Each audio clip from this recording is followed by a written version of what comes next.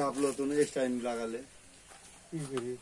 এসব সারা বলে হয় এইসব সাপ বলে স্টাক কিনে বলে লাগানো যায় কি সারা সেটা হয় তাই হয় ভালো বলে কি করি হ্যাঁ ভালো কি করি কম দিয়া পাম্প তো ববলার উপর জল এগুলো পাম্প দিয়ে দেখ কি সারে ইয়ালে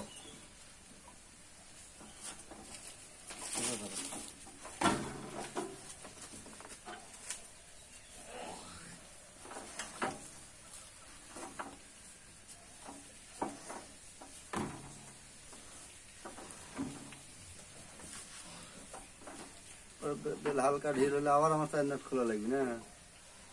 হ্যাঁ হোক যাও ওই যাও বেল তুলতেছিল তোর বেল কাছেও নাই কাছে হাত পাকাইতে সিঁড়ি বাইকাইতে হুম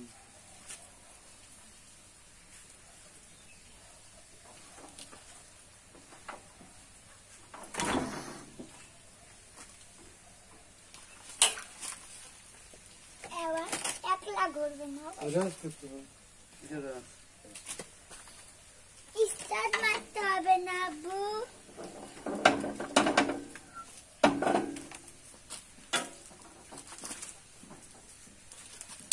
একটা ঢিল একটা এরকম ঘুরলে ঠিক আছে ঘুরলে ঠিক আছে এটা সেটা ঢিলে টেস্ট টাই বুঝলি